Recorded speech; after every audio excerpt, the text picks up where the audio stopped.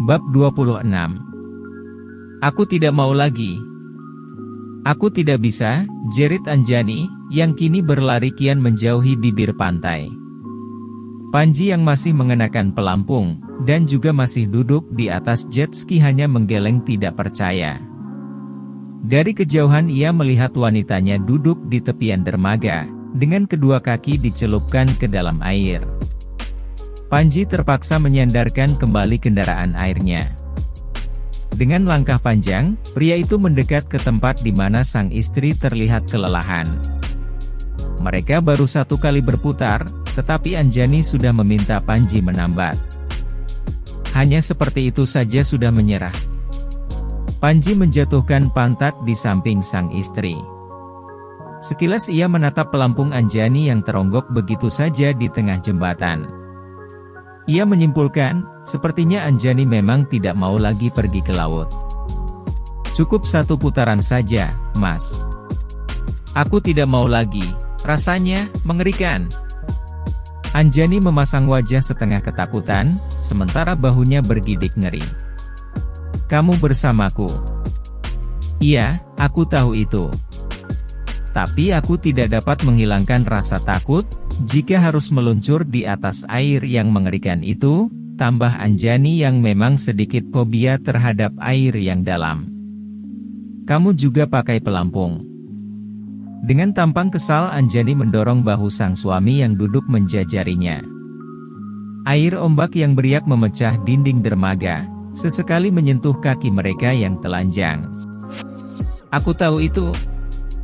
Aku yakin suamiku tersayang, tidak akan membiarkanku jatuh ke laut. Tapi kepalaku pening, jika harus berhadapan dengan air sebanyak itu. Anggap saja sekarang ia sedang membuka lagi kecacatan yang dimiliki.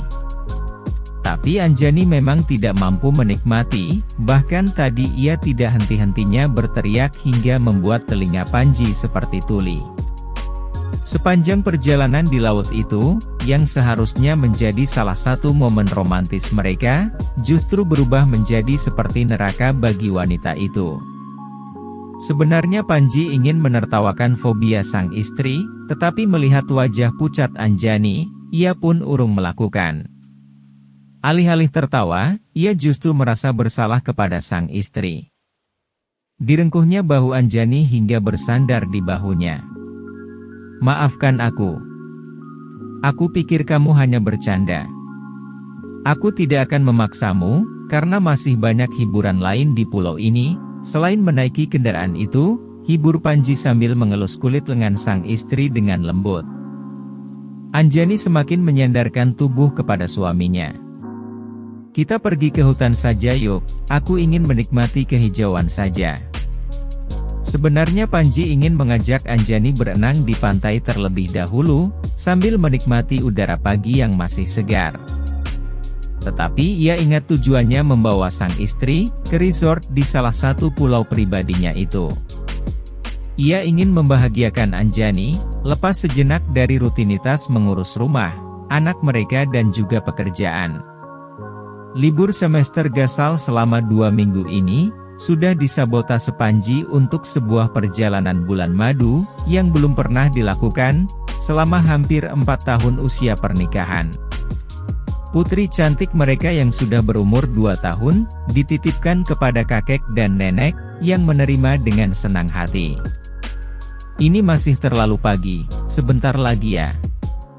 Anjani hanya mengangguk kecil, tetapi matanya tidak lepas menatap air biru tenang, yang terhampar di depan sana.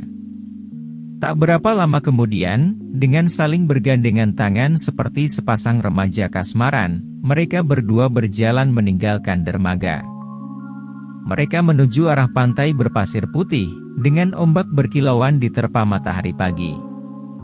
Sesekali Anjani bergayut manja di lengan sang suami. Pasangan itu beberapa kali berhenti, hanya untuk saling melabuhkan kecupan penuh kemesraan. Terima kasih karena sudah membawaku ke tempat seindah ini. Terima kasih juga karena sudah menjadi milikku.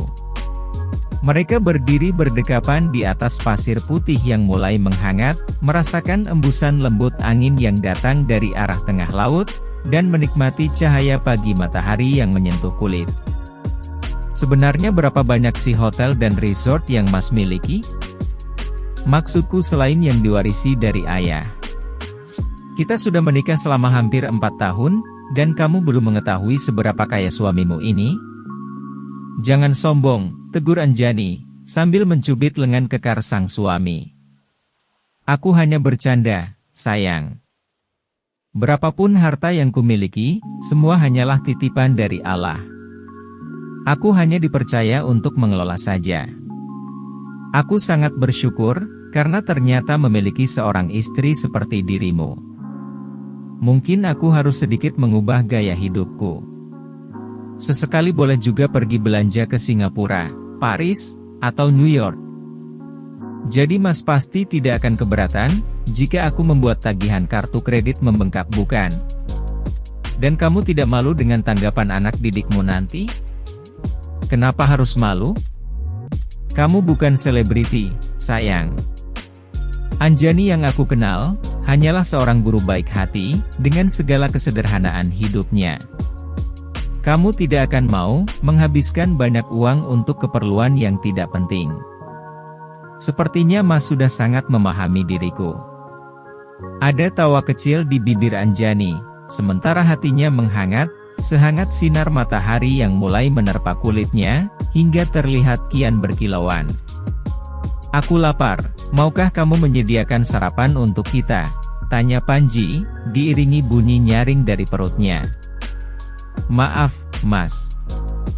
Aku sampai lupa kalau tadi kita hanya makan semangkuk sereal. Dengan langkah pelan, mereka beranjak meninggalkan pantai, menuju ke dalam pondok.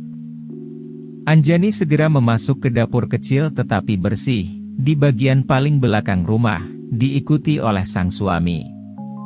Mas mau aku buatkan apa? Tanya Anjani dengan nada manja, ketika ternyata Panji tetap menempel.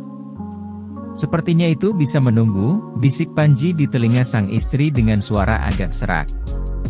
Mendadak ia membalikkan tubuh Anjani, hingga terkungkung di dalam belitan kedua tangannya. Anjani juga menginginkannya. Mereka sangat jarang memiliki waktu, hanya berduaan seperti ini. Karena si kecil akan dengan senang hati selalu mengganggu, jika keduanya ingin bermesraan di rumah. Anjani menikmati rasa, yang menggelitik seluruh permukaan kulit, yang serasa tembus hingga ke bagian-bagian paling sensitif. Ia menerima pemujaan sang suami, seperti dirinya yang juga selalu bertekuk lutut jika sudah dihadapkan kepada Panji. Kamu selalu saja membuatku mabuk meski tanpa minum, bisik Panji setelah melumat bibir Anjani dengan penuh gairah, dan membuat mereka terengah. Tapi tubuhku sudah tidak seperti dulu lagi, kata Anjani, yang menyadari jika badannya kini semakin berisi, setelah melahirkan anak pertama. Panji mengeratkan dekapan, matanya menatap Anjani dengan penuh kelembutan, dan cinta yang berlebih. Bibirnya mengecup kening wanitanya dengan penuh perasaan, hingga membuat Anjani kembali rebah di dada bidangnya. Aku mencintai dirimu apa adanya, dan aku tidak pernah meminta yang lain. Bagiku kamu sudah sempurna, wanitaku yang selalu membuatku jatuh hati, dan merindu setiap waktu. Tapi aku pasti sekarang sangat jelek, rajuk Anjani yang sekarang merasa nyaman dengan kehangatan dada sang suami. Siapa bilang? Setiap hari kamu justru terlihat semakin cantik, menggairahkan dan menggiurkan. Aku tidak menyukai wanita berbadan super langsing seperti model, karena pasti mereka tidak enak dipeluk seperti yang satu ini. Ih, Mas gombalnya nggak ketulungan sih. Anjani berusaha melepaskan diri, tapi mana mau Panji melakukannya. Akhirnya ia hanya pasrah, menikmati saat-saat itu dengan perasaan dipenuhi kebahagiaan luar biasa. Jadi, bolehkah kita pindah ke kamar sekarang? Panji kembali berbisik, sementara bagian tubuhnya yang lain, memberikan tanda yang sangat jelas kepada Anjani, jika pria itu memang sangat menginginkan dirinya. Mungkin ke hutannya bisa kita tunda sejenak. Kita masih memiliki waktu 2 minggu penuh di sini bukan? kerling Anjani tanpa malu-malu. Anjani mengurai pelukan Panji, dengan senyum menggoda terpasang di bibir. Ia menjerit kecil, ketika pria itu memondong tubuhnya meninggalkan dapur. Tidak mudah bagi mereka untuk sampai di kamar, karena sepanjang jalan itu, mereka selalu saling menggoda dengan pagutan mesra, yang membuat mereka tersengal dan tertawa bersamaan. Banyak yang ingin menyewa tempat ini untuk liburan pribadi, tapi ayah tidak pernah mau memberi izin. Menurutnya, pulau ini adalah milik keluarga, maka yang boleh menginap di sini hanyalah keluarga saja. Apa Ira dan Luke juga pernah ke pulau ini? Tanya Anjani dalam dekapan hangat sang suami. Mereka tengah menikmati panorama senja kemerahan, dengan berbaring di bangku panjang di teras pondok.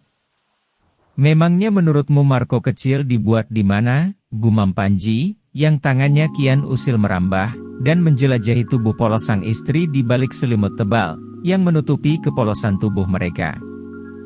Anjani hanya mendesah pasrah, karena ia merasa tidak punya tenaga lagi, untuk menolak apapun keinginan Panji. Setelah pagi tadi mereka gagal pergi ke hutan, ternyata mereka harus berakhir, seharian menikmati indah bulan madu di kamar. Panji menempel seperti lintah kepadanya, hingga ia pun harus pasrah. Bara gelora Panji seperti tak ada habisnya, akhirnya ia pun terbakar bersama dengan pria itu.